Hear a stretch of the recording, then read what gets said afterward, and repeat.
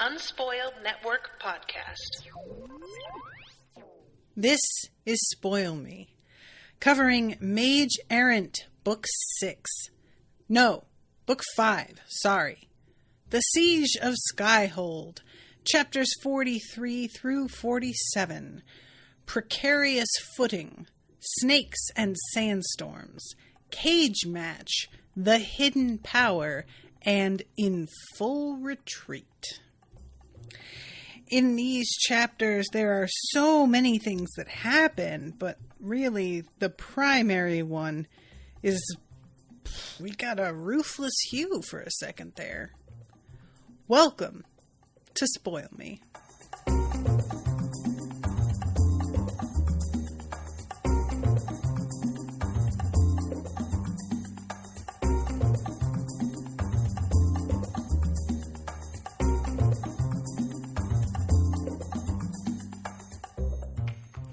Welcome to the show, everyone. I am Natasha. Thank you very much to Dan for commissioning this episode.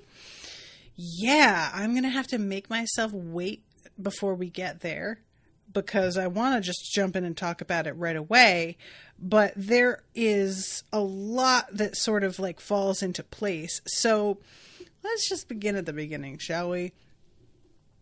Precarious Footing. As I suspected, the shadow spikes are no issue. Hugh has a ward in place. And we see Amalda through Godric's perspective, at least. She seems to be genuinely surprised that her attack didn't work. And it's a testament, I think, to how good these kids are. That she was, like, directed to go find them. And we know, like, of course, by the time she speaks up at the end, that it's because Hugh is a particular weak point for Candoron, sure. But also, I like to imagine they are all gifted in a way that I would imagine the Havathi wouldn't mind having on their side. But she's still, like, underestimating them, you know? And I think it speaks to something that Hugh brings up later. So this whole thing, this fight between all four of them, it's like a lot of, it feels like it's a lot of her underestimating and a lot of her not fully appreciating the way that their powers work and can be like creatively used against her, which is something that when we're in Alustin's POV at one point, granted, he's got kind of a macabre sort of vibe with it, but he emphasizes how limited a lot of people's ideas are on the ways that certain affinities can be used. And I think that's like some of what she's suffering from here is just like a failure of imagination that leads her to underestimating, or if not outright underestimating, at least she thinks that she can predict what they're going to do, and then they go left instead. And that's enough. It might not be the same as underestimating, but they catch her by surprise repeatedly. So let's see. She's using a lot of shadow stuff, and at one point Hugh figures out that her like affinity is able to make different shadows than her own, which is kind of wild. And let's see, Sebe nodded at Hugh, then wind jumped out the mouth of the tunnel. For a moment, panic shot through Sabe's mind at the 1,000-foot drop straight below her. But then, all 12 crown nodes from Hugh's halo shot out past her. Look, that's all well and good. No. Okay? Just absolutely not. No. Nope. Negative. So, I hate it. Ugh. Just thinking about it, you guys. I just like heights. Just, oh. Anyway, so she is this whole situation with the dragons like breaking in the midst of it. She is dealing with some of them as well. And she's storm jumping all over the place. I am not going to do a play-by-play of Sabe's, like, she is doing what I imagine if I were, like, watching it would be an impressive amount of carrying of weight during this. But because it's a lot of jumping around, hit, jump again, hit, I'll be honest with y'all, I kind of lost interest a little bit. I started to sort of, like, this happens. I've mentioned this before. An action sequence that feels repetitive, unless it's sort of being addressed within the text that it's repetitive and, like, there's something being done to sort of mitigate that, I start to tune out a little bit.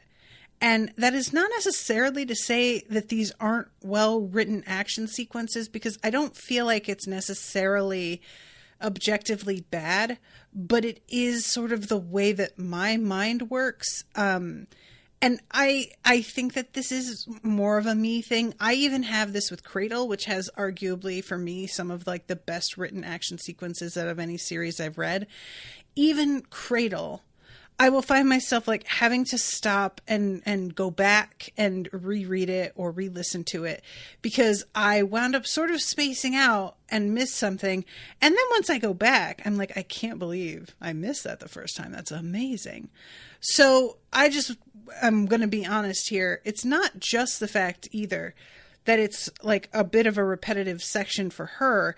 The audiobook narrator, I'm learning that when we get to these moments, it's a little bit better for me if I put the audiobook down and pick the book up, because he is so oddly monotone.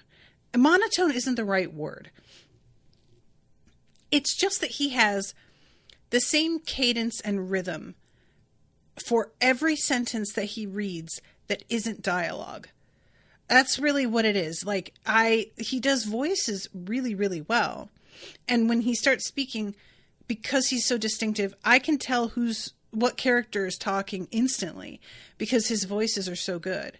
But when he's reading the prose, it is like, there's no difference between a hype action sequence and a description of classes that they're taking. They have the real same energy. And it's kind of remarkable to me, because I really, like, put emphasis on things in the way that, like, I do live readings sometimes. And this, for example, Sabe slammed her shield down against the dragon and pumped mana into it, sealing it to the dragon. Then, almost without looking, she let loose a storm strike with one leg right along the dragon's spine. Right? That's the way I would read this. And Sabe slammed her shield down against the dragon and pumped mana into it, sealing it to the dragon. Then, almost without looking, she let loose a storm strike with one leg right along the dragon's spine. Several of the mages on the second dragon's back were blown off entirely by the explosion of wind and cloud. There's no, like, emphasis on the moment, and he sails right past it with his tone so that it doesn't quite land, like, the gravity of what just happened, you know? In summary, she fights a bunch of dragons and is an insane badass. Like, I'm not trying to minimize what Sabe accomplishes here. I think that also what's sort of cropping up for me, and Dan, you had said, like, when I was bringing this up in, like, the first couple books, that you think this author improves, and I will say I do think he has improved. However, he still really suffers from using the same few words to describe things over and over again, and sometimes right next to each other.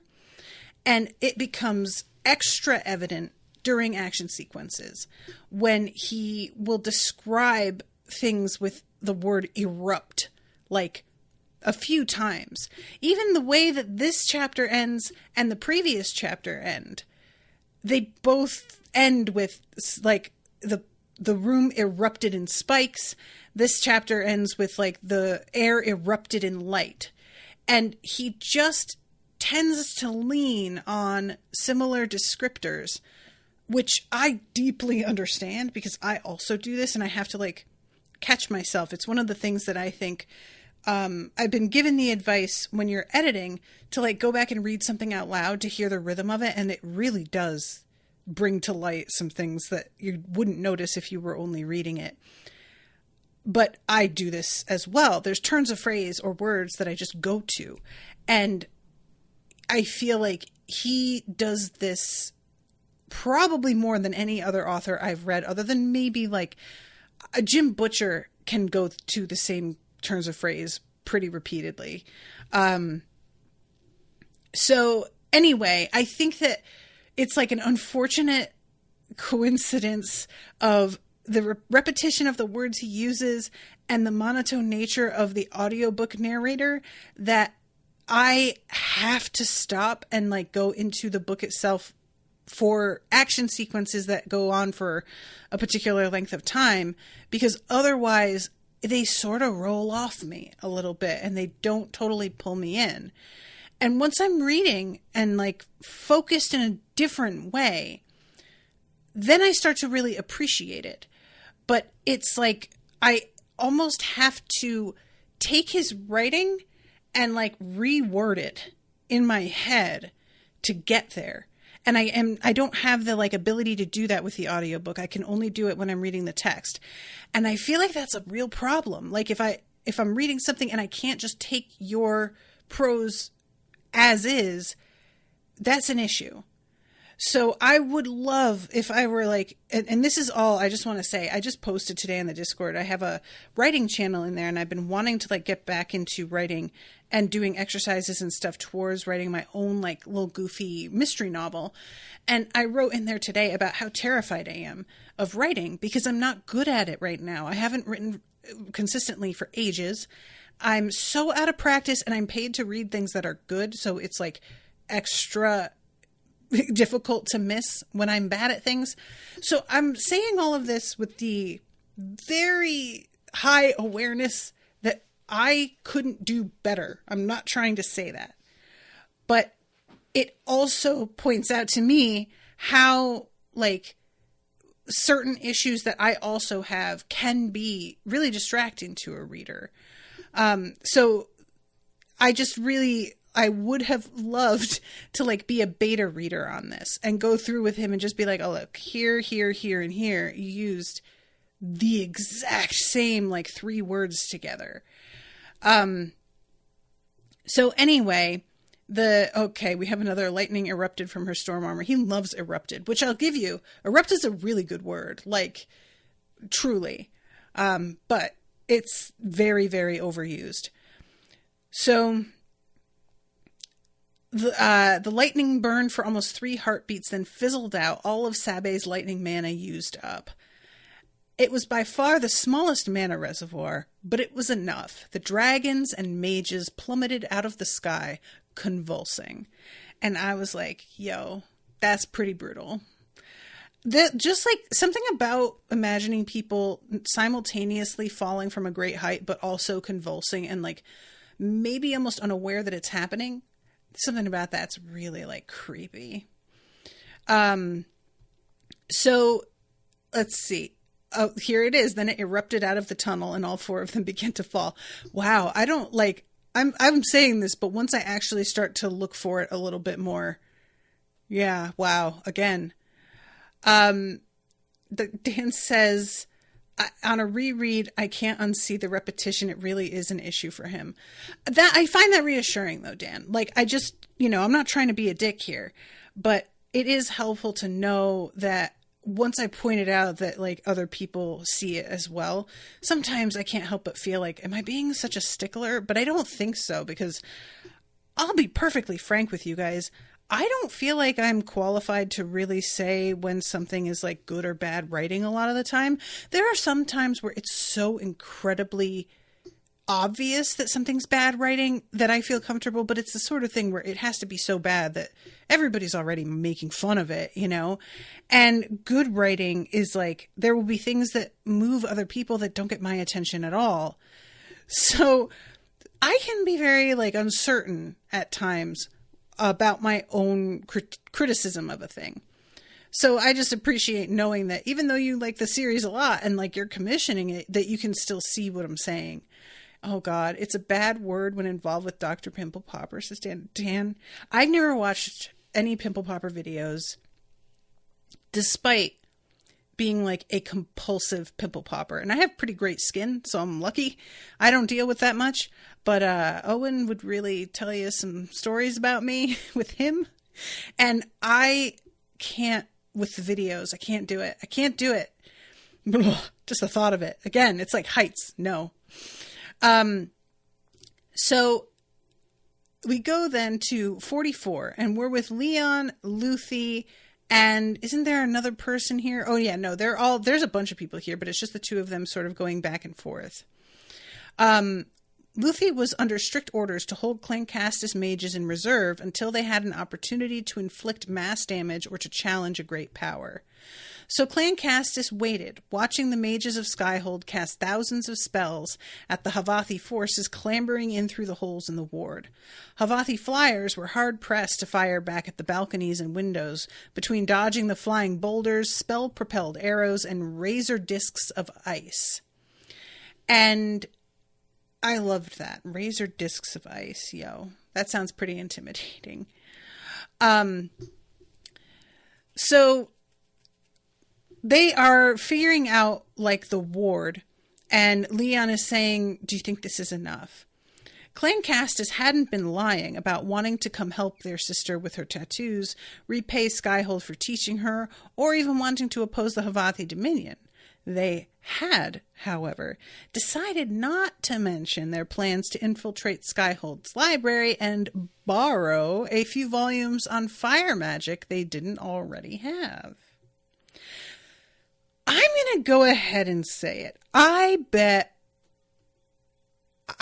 betting that Canderon knows this already. I think that she would probably be aware. I am going to go so far as to say they aren't getting out of here with any books that she isn't already okay with them taking. And like, maybe that's insulting to them or overestimating her, but I'm just going to go on record as saying this feels like the kind of thing where they think they're being super sneaky. And in fact, she is like completely aware of it already. And they have to figure out like a way to smuggle them out. But Leon has like a belt pouch and it's like, it was enchanted by a shadow mage so that in the dark, the pouch's opening led to a far larger shadow space. Shine a light into the pouch and you'd only see whatever Leon normally kept in his belt pouches, which is a really neat idea. I liked that a lot. So they slip through and there's this rent that begins to pour water. And then all of a sudden, here's a river snake, and they have to get together and deal with this thing. The river snake barely even let off any steam at the impact, but it immediately turned to face them. He could feel Graham taking control of this fire spell from him, and Luthi forced himself to allow it, a task easier said than done. Then he felt Roland take it from Graham, then Tristan from Roland, and so on and so forth down the line of fire mages. With each mage it passed through, the great jet of fire's shape became better and better defined, slowly taking the form of another snake, a flay-scale viper, but with scales that seemed to stick out jaggedly from its body, letting the snakes easily climb the sheer rocks of the Skyreach range. Which I really like that idea of like passing it down and everybody adding a little bit to it. I think that's like just this the fact that they have so much cooperative magic is really fascinating, you know? And Luthi's head was pounding by the time he finished it. The spell was fiendishly complex. But creating intelligence, creating a living spell that could draw from the ether on its own was a strain. All of its own. Again, with its own. Luthi finished the spell, and the burning flay scale viper began burning even brighter, its scales taking on a sharper, more defined experience. And he climbs down the ledge, and it says, a great eagle of flame began to form in the sky above the great cloud of steam enveloping the fight between the two snakes. Luthi grinned. He could only safely birth one living spell during this battle, but there were 32 Clan Castus fire mages here. This was going to be fun. And I was just like, what is happening? Like a living spell. Word. I think this is a really, really neat idea. I just think it's neat. So we go then to Talia.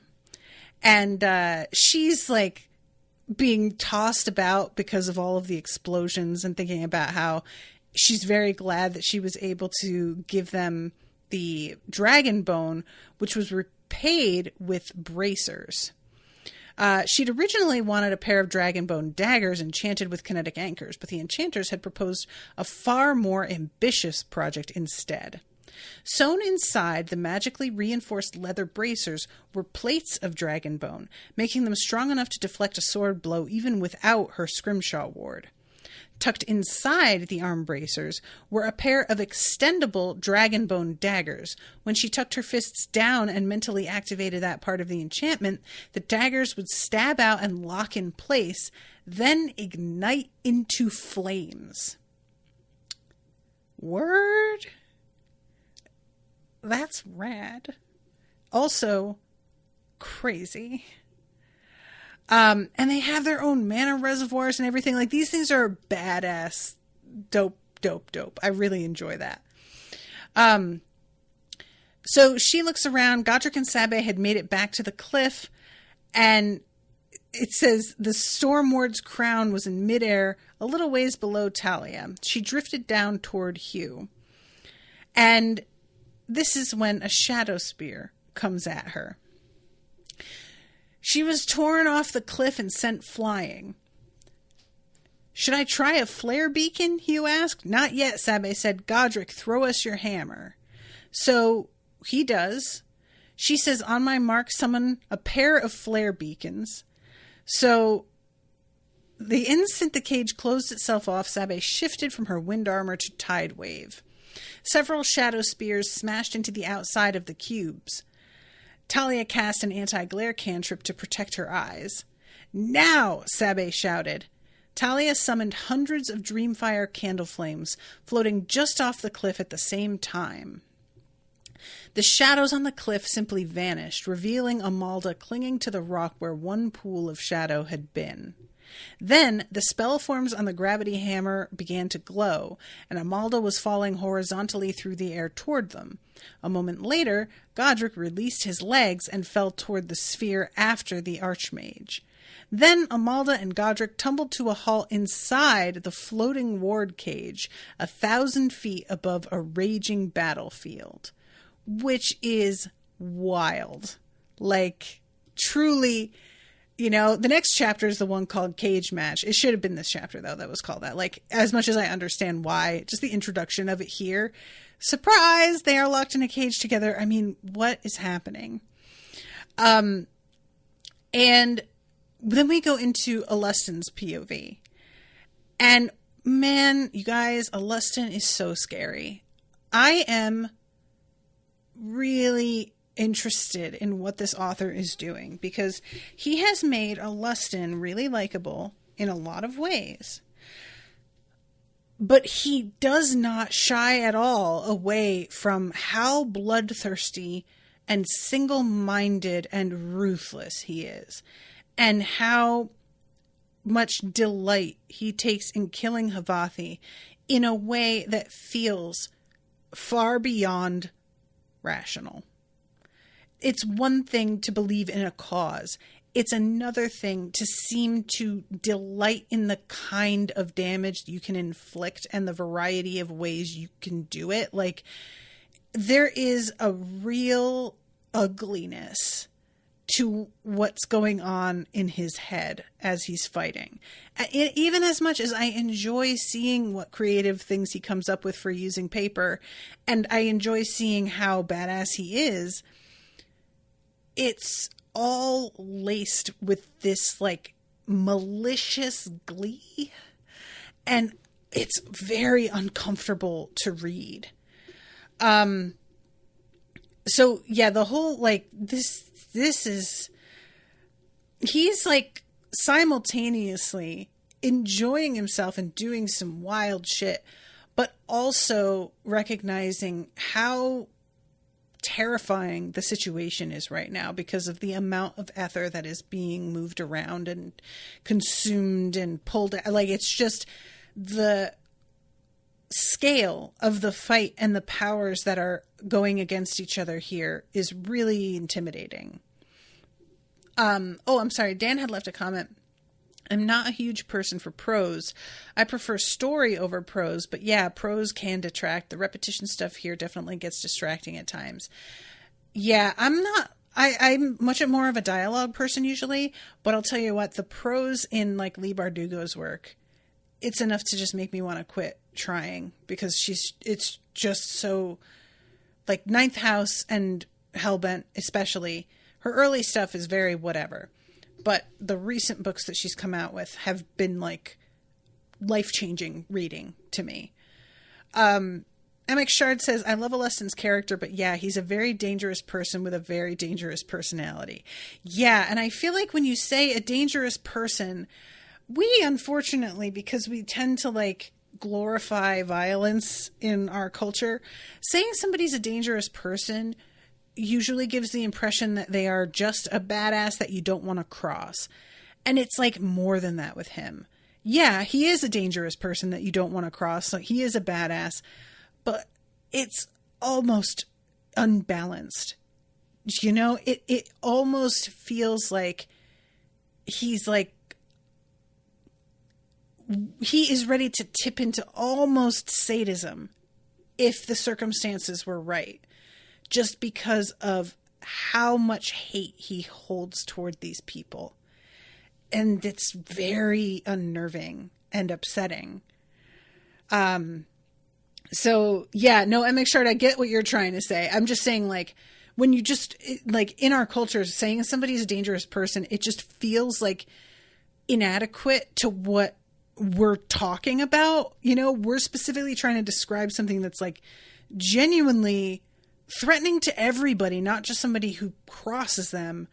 It's like, but I don't feel like we hear it that way anymore. When you describe somebody as being dangerous, it's usually heard to be a compliment. And that is not entirely what I'm saying. And I know that's not what you're saying either.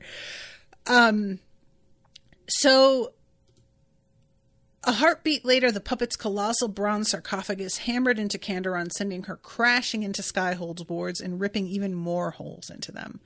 Alestin jerked his attention away from the dueling great powers. There was nothing he could do to affect the outcome of those battles. There were, however, plenty of Havathi mages just staggering around blind right now. So this is when he does like a net that makes them basically like slice into tons of little pieces. And this is when he also does, like, realizes that the coven has arrived, which I'm assuming that moment where Sabe notices that the, like, air is coming into Skyhold in the wrong direction, that it was her realizing that her grandmother was on her way. So then we go to chapter 45, and this is the cage match. Again, not going to go through everything with the fight because time, but what we get in the end, this is really rough. So Hugh has gotten close enough to do hand-to-hand, which is not something that they often need, but in this situation it has turned out to be pretty key. And Hugh assembled a Starfire spell form, one of the first ones he'd ever learned, but had never used in battle. A narrow jet of starfire blasted out in front of his hand.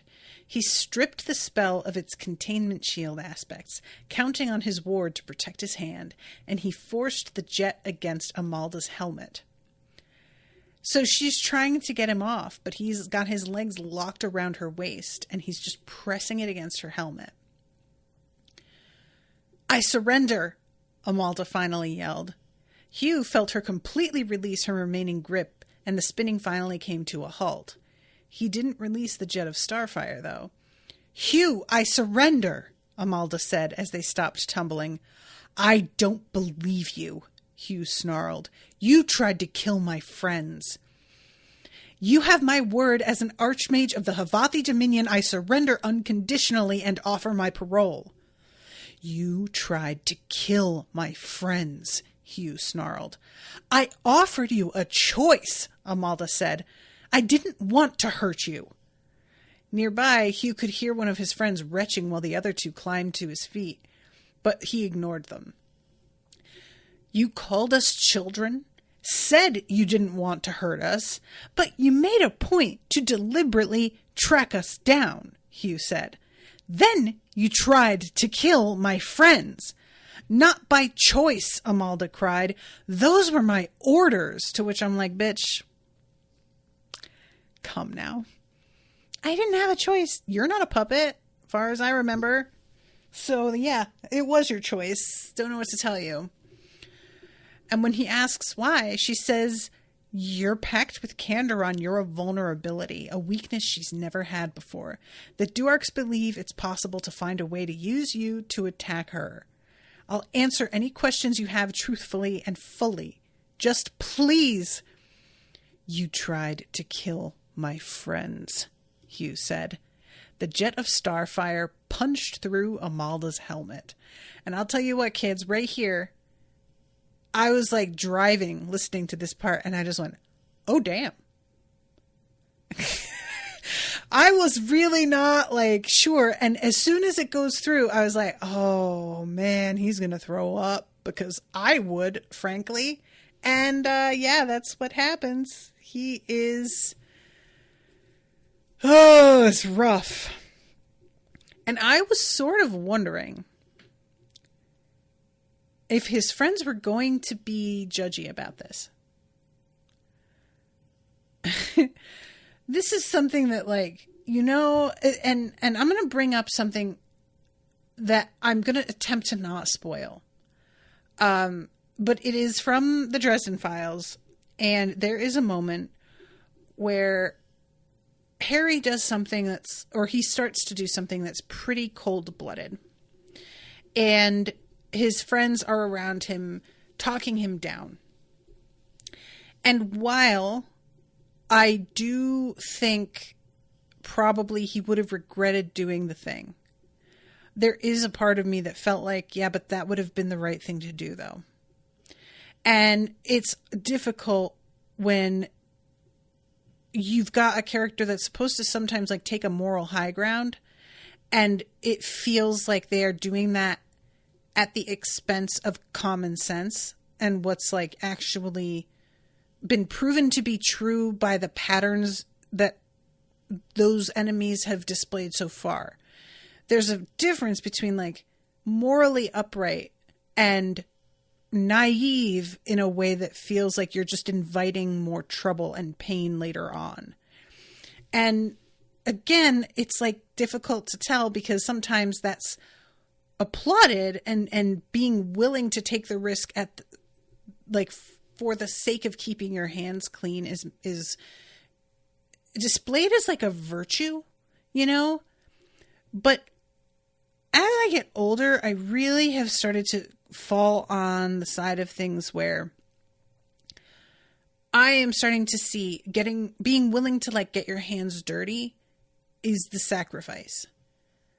You know, a lot of times the situation will be presented as you're willing to make a sacrifice down the road, potentially, for the sake of doing the quote right thing in the moment. And if they decide that they're going to come back at you, so be it. But you aren't going to take it that extra step, because that would be wrong. And I can't help but feel a lot of the time that the person who chooses not to take it that extra step, the sacrifice that they're making in the future potentially is very likely not going to be paid by them. It's going to be paid by friends or other innocent people. So they're keeping their hands clean, but inflicting further damage and pain and suffering on strangers or friends by not going as far as they were going to go. And I was really pleased here that Hugh is sort of second guessing himself and like, maybe I should have just let her go. And Talia is like, absolutely fucking not. She definitely would have teleported away and used shadows to attack us again. And Hugh says, we don't know that. But Sabe chimes in as well. Because, you know, it's one thing for Talia to be like, no, killing her was the right thing to do. Talia tends to be the more violent one, the one that's a lot more okay with killing. Not to say it doesn't affect her at all, but she's like, you know, she would take the stance. And I was like, is it just going to be Talia? No, Sabe chimes in. Even a normal archmage is next to impossible to imprison, even with specialized affinities. A Malda Veil would be impossible for us to contain outside circumstances like this. Taking an archmage prisoner in the middle of a battle is an absurd risk, one we couldn't afford. And Godric then, besides, you were right. If she really meant what she said about us being child weapons, and she still attacked us. And then Sabe says, also notice the fact they are attacking us before midwinter so that like, oh, we'll make sure they can't put the splinter away. They're attacking us on midwinter when it's going to be easy to get into the vault as a whole, which means they're not just here to do the right thing and take the exile splinter out. They're here to fucking loot the joint. So they're acting like they've got this noble goal, and they're full of shit. They're out here to just sack us, you know, like they just want shit. And I was like, oh, that's a good point. I didn't know like that it was exactly on midwinter. I hadn't like put that together. I'm sure that's mentioned, but I didn't like register that. So I just really, really like that all three of them are telling Hugh, no, you did the right thing, and giving some reasoning why it was the correct choice. I will say though that Hugh isn't considering any of those when he makes his choice. You know, like he is arguing with her, but it doesn't feel, in the end, he just keeps repeating, you tried to kill my friends. That's for me what this is firmly about. I don't think any of the other considerations, as valid as they are, were what drove him in any sense. It was truly just, how fucking dare you? You truly came in here and tried to kill all of us. And he's just so protective of them that it makes sense to me. This is going to be the point where he completely loses it and is just like, I don't care. I am absolutely going to just like burn a hole in your head. And I'm going to vomit afterwards and I'm going to doubt myself, but I'm going to fucking do it. So this was a pretty like tough moment. I really liked it for his like character development, and I liked it for the pragmatism of everybody involved. And I also liked it for the sake of like the writer, to me, is, I might be assigning a little bit too much to this, but like I said, there are some writers who it feels very absolute sometimes that you shouldn't kill because that makes you the bad guy. And he has had a lot of moments where that's obviously not what he's saying, because our friends have killed and I haven't felt any sort of judgment coming from him. But this moment in particular, with it being so up close and personal, and with her having supposedly surrendered, felt very different than other situations that we have been in. And I kind of like the fact that everybody can see she was probably full of shit, and Hugh himself just straight up says, I don't believe you. Because just her saying the words isn't enough. It's not like, you know, it's not a magical spell that suddenly makes it true. She's not, I don't think, and I could be wrong about this, but as far as I know in this universe, there isn't like a type of vow that you make just out loud verbally that becomes binding in any way, right? Because if she could have done that, then maybe this would have been a different situation. But all she does is say like, on my, you have my word as an archmage, which isn't anything. That's not like binding, right? Magically or politically, I wouldn't think, because she was just going to bail. I believe that what Talia says is true, that she would have just teleported him away immediately. So yeah, this whole thing is really like compelling. And Godric takes her body and is like, well, you know, she's got ether crystals, like they're attuned on her armor, super valuable.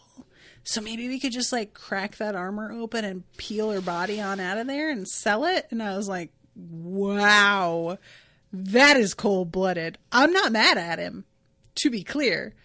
But I don't blame Hugh for once again feeling like he might retch. Ooh, boy. Sorry, there's so many people in the chat. Oh yeah, Dan says, here is where repetition is actually effective. You can feel Hugh's mental state. Yeah, definitely. Like, repetition is not inherently bad, but if it's just unintentional. But this is definitely here the way to go. MX Shard says there's mercy and compassion, and then there's taking a massive risk in a very deadly battlefield situation. I like the contrast between Alustin and Hugh's responses to killing. Alustin wouldn't give Amalda's death a second thought. He absolutely wouldn't. He would be cheering. He would be so delighted. Dan says this is one of those sections where it's like, this isn't really young adult fiction anymore. This isn't something you would see in Percy Jackson. Yeah, I only read the first 3. I wasn't impressed with them particularly. And it doesn't seem like this kind of violence really happens in those. So I would agree. It's weird though, because like there has been some young adult fiction I come across where it is pretty shockingly violent. And rereading The Hunger Games, which I'll be covering with Rashawn after we're done with Ted Lasso, I was just taken aback a few places where I was like, wow, that's really like, brutal doesn't even feel like the right word. It's like disturbing. So I feel like I don't have a great idea of what's acceptable for adult or for young adult. You know what I mean?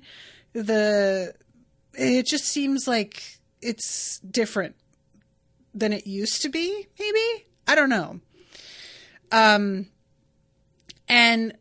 sorry, MX says, whereas he was a very empathetic person, no soul oaths on Anastas except maybe Warlock pact terms. Right. Okay. Yeah, that makes sense. So this is when Talia is like, so this battle looks like it's not going awesome, huh? And she says, how many do you think have gone into the mountain? And Sabe says, I would say probably hundreds. And Hugh's like, nice. And everybody says, what? Why? And he says that he helped with the wards. There was no way we could keep the Havathi out. So instead, Skyhold's wardcrafters have spent the last few months turning the mountain into a death trap. We were always planning to retreat inward if the wards fell. And I'm very curious to see exactly what he means by that. And then we have the klaxon to retreat. And we go to 46, Kandarin's POV. This bitch is not happy. She has egg on her face, I would say. She'd badly misjudged Havath in far too many ways. She'd underestimated how many troops they would commit. She thought they had enough mages to match Skyhold's population, but they were fielding tens of thousands more mages and soldiers even than that. And of Skyhold's 30,000, less than 8 were battle ready. Tarek's monstrous assault on the Havathi fleet had probably killed as many Havathi soldiers and battle mages as were in the entire mountain of Skyhold, but they were still severely outnumbered. She'd even more seriously underestimated their artillery capabilities. They'd brought far more siege mages than her spies had indicated. They had to have smuggled in the vast majority of the Dominion's total siege mages. Skyhold's defensive ward had taken a colossal beating. Given how badly its spellforms had been strained by weeks of ceaseless bombardment, most of them had been ruptured. She'd underestimated how many dragons they'd bring. There were hundreds of them swarming the wards, crawling through gaps, spraying dragon fire. She'd underestimated how much mana the battle would use and could sense the innermost of Skyhold's grand wards straining to pull out more and more into the Anastas ether. She'd underestimated the number of great powers. She'd expected 6 or 7, and now she was facing no less than 9 and suspected there was a 10th hidden somewhere. Most of all, she'd underestimated the strength of the Havathi great powers. They'd only taken down 2, Itin the Gardener and that damnable glass sphere. Others were embattled but surviving. Even Tarsanax was somehow surviving Aiden's pursuit, and the Dragon Slayer was freakishly skilled at dragon slaying. I love that. The Dragon Slayer was freakishly skilled at dragon slaying. You don't say. And she is like fighting the puppet, and it's the toughest fight that she has had in a minute. She's like, it has literally been decades since I've been put through my paces like this. And there's a line here that really like got my attention. It had been her last clash with Dorsus Ine 40 years ago, which only ended when Kandaron had scattered considerably. Oh, no, sorry. The bits before this. 30 years ago, when she slew Yasald the Manic, a human spatial mage who wanted to seize Skyhold from her. It had turned into a cat and mouse game through the extraplanar spaces of Skyhold, an hours-long battle that had been largely undetectable to the residents of Skyhold. Can we just take a second? We had 2 great powers battling it out over Skyhold. And everybody living there had no idea it was happening because they were in extraplanar spaces. That makes me deeply uncomfortable. I mean, that's really freaky. And I don't know if people found out later that battle had happened. I'm going to go ahead and guess that probably she just never let anybody know that it happened at all. And it sounds like she killed this person, so it's, who else is going to talk about it? But that is wild to me. The idea that you're having this massive battle in a mountain and there's thousands of people living there potentially and nobody is aware this is going on. What? That's too much. That's too much. So then we have the little moment with Aiden Dragonslayer where she asks if he killed the dragon, and he says, no, but I trapped him. And he's real fucking smug about it, and she is thinking to herself how much she doesn't like this guy, which lines up with the way that Hugh has started to see this dude. There's still a sliver of admiration there, but mostly he's like, what a piece of shit. And there's something about that I like. This is a real don't meet your heroes kind of thing. And then she feels Ilinia Candace arriving, and she's like, oh, thank God. And she's telling herself, I'm never going to let anybody know that I'm this relieved that she has arrived. But seriously, shit was about to be very bad. And we get a description of this one particular power that is here. Mott. Raymel the Chained, a reclusive power. And he's basically a mercenary, so she paid him a lot, as it turns out. He resembled nothing so much as an emaciated skeletal ape, twice the height of Archer's armor, and covered in dozens of dangling chains, each link larger than a man. There was something unpleasant about the way his joints moved as he loped through the sands. Ew. Oh, I don't know why, but that gave me the creeps. I did not like it. And last, and most certainly least, the Great Destroyer. Candoron hated the Great Destroyer. A praying mantis big enough to pick up a ship, she was a complete idiot who had only survived because of her absurd healing affinity. Her self-proclaimed title was idiotic, and Candoron was confident she'd just wander around eating Havathi soldiers until she was full, then amble off somewhere to sleep. And I just really enjoy this. Her just being like, ugh, I guess you can come, but I'm not going to expect too much of you. So again, I'm like going to have to move it along here because I got another chapter and a half here to cover. But, a power that Candoron, she feels it in the air, and it says a power as old as her, one that had never under any circumstances worked for any nation before, though she'd often proclaimed herself humanity's defender. And it's fucking Heliothrax. This is like one of the few powers that Candoron is like, oh shit. I genuinely don't know if I can win against her. And apparently Heliothrax has low-key felt the same way, because they have never gone up against each other with a strong sense of doubt as to whether they'd be able to come out of it, you know? And she feels like truly afraid here. And this is when she sounds the alarm for everybody to retreat. So this is when we go to Alustin, and Alustin had to admit he hadn't had this much fun or gotten to kill this many Havathi in years. The two were basically the same thing, of course. Dude, get therapy though, like for reals, bruh. Talk to somebody. Like, that's not okay. That's not a great place to be. I'm imagining him showered in the blood of Havathi, laughing manically as he cuts them into pieces. Something just right on the edge of like unhinged. You know what I'm saying?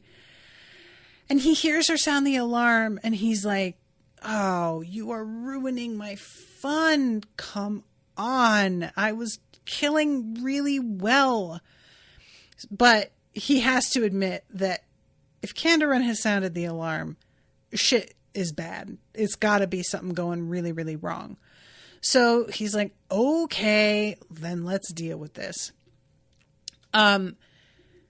He found it vaguely amusing that his remaining pursuers would be evenly balanced between the three most common types of flyers.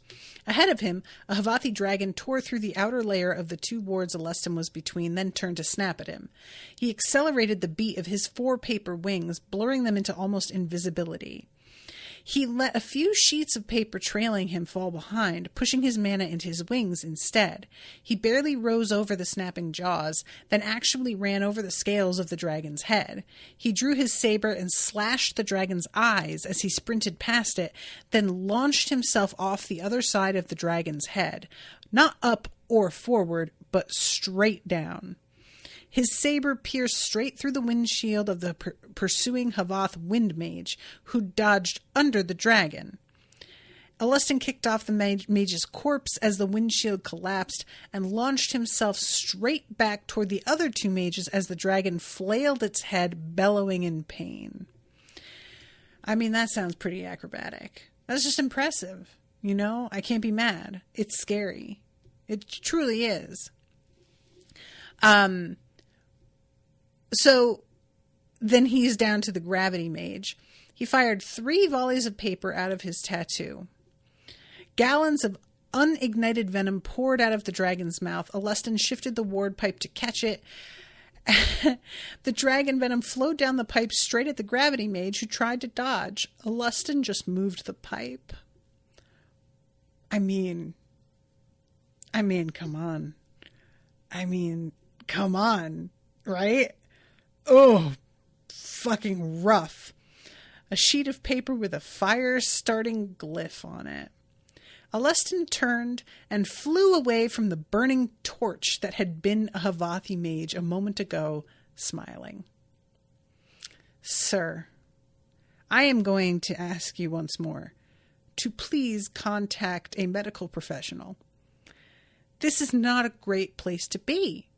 All right, friend? Like, it's for your own good. Everybody's worried about you. We don't love it. And we're just thinking that probably you have some things you should deal with. That's all we're saying. Out of love.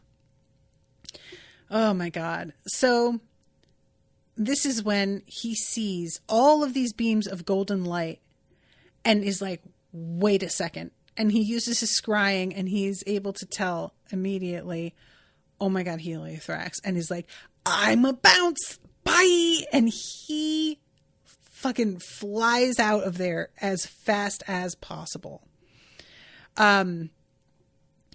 Half a dozen of the hellish beams targeted the Coven's forces. 3 of Indris's children were burnt to a crisp in an instant. 2 slammed into the Great Destroyer. The giant mantis had been digging its way into a Havathi sandcastle, but was vaporized entirely. 1 beam struck Shellis Mott's shell. The immense sea turtle immediately dove beneath the sand, seemingly unharmed. The beams started to cut toward further targets, leaving immense troughs of molten glass in the desert sands. And this is like a really tough moment. He's looking at this, and I did actually like this moment. To Alustin's shock, while the ceramic tiles turned cherry red, they held back the pillar of light. Alustin supposed he'd underestimated Edin Slain, the very same way people underestimated his paper magic. Knowing about an error in thinking hardly made you immune to it, though. That took constant effort and introspection, which is a great way to say that. And that's been highlighted a number of times, so other people agree. And I really appreciate it. Like, just being like, oh, I know that I have this prejudice doesn't mean that you don't fall prey to it. It's still there. Saying that now I know it's there doesn't make it disappear, you know? So, yeah. He sees Heliothrax. This is when he bails. And it says the outermost layer of his armor was completely on fire by the time he made it to Skyhold's shadow. He shot inside Skyhold's main entrance, then detonated it off him. Alustin launched a dozen sheets of blanket-sized paper in front of him. He tore through each in succession, slowing his speed. I've loved this image, that he's like going at such a rate that he has to slow himself down, so he has to create these things for like to punch through to I don't know. I just found that really like fascinating. The only reason the boiling air didn't flood inside was thanks to Skyhold's ventilation system. Air only flowed out, never in. There was a whole gate into the labyrinth that Kandaron had converted into an air supply for the mountain centuries ago to protect Skyhold from external poison gas attacks. So I think it was Godric who was like, oh, it's just one of those little mysteries about Skyhold. And I'm like, oh, mystery solved, I guess. I guess it's not like common knowledge. And it says he's looking around at like the utter wreckage of this attack from Heliothrax and is like, it could have been worse. It says if it had been closer to noon, the shadow of the mountain would have been small enough the sunworm could have shrunk it to nothing, and the eye of Heliothrax would have killed far more Skyhold mages than it had. Alustin began reforming his paper armor as the sandstorm and the Havathi army descended on Skyhold. Far above the sandstorm, the sky erupted in light as Kandaron and Heliothrax threw themselves at one another. And that is the end of chapter 47.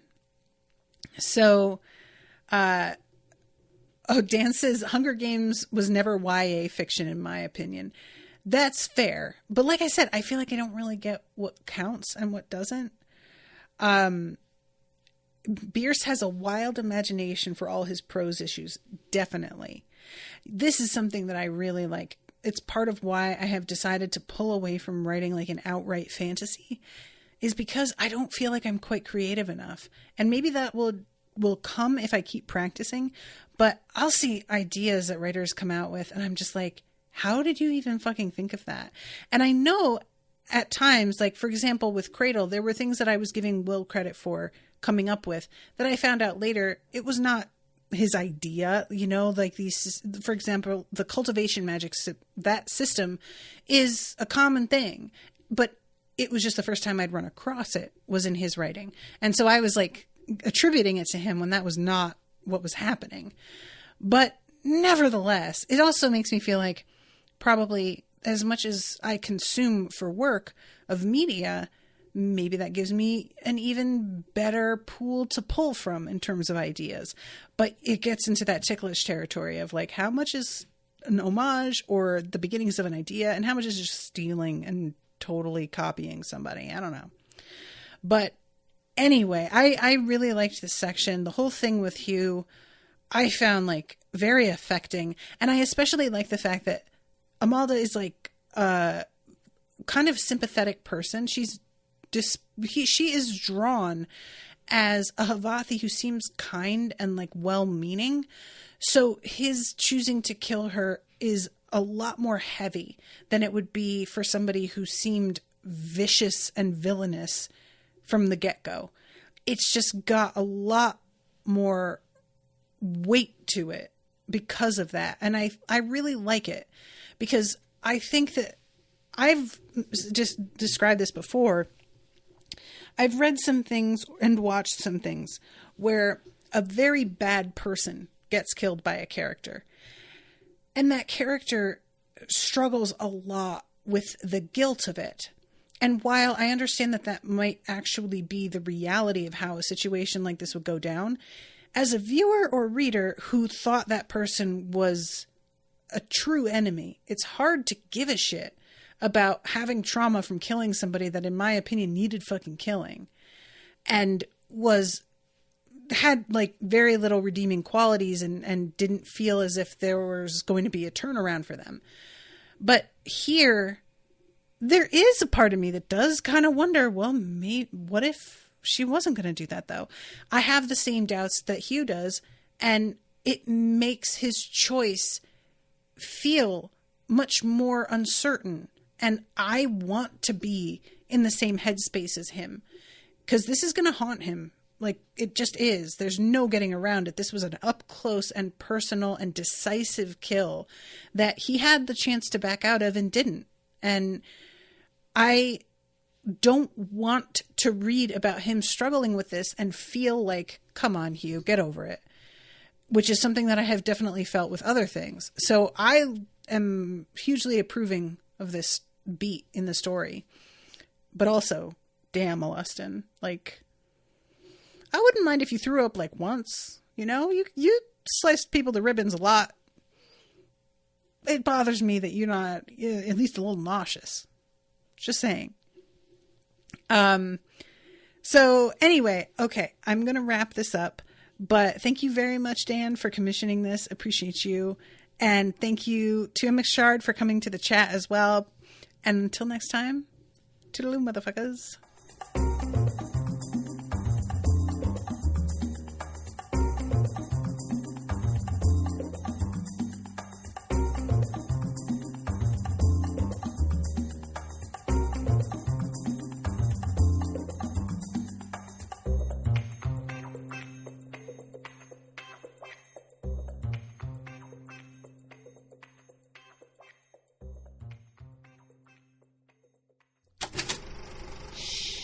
That was an Unspoiled Network podcast.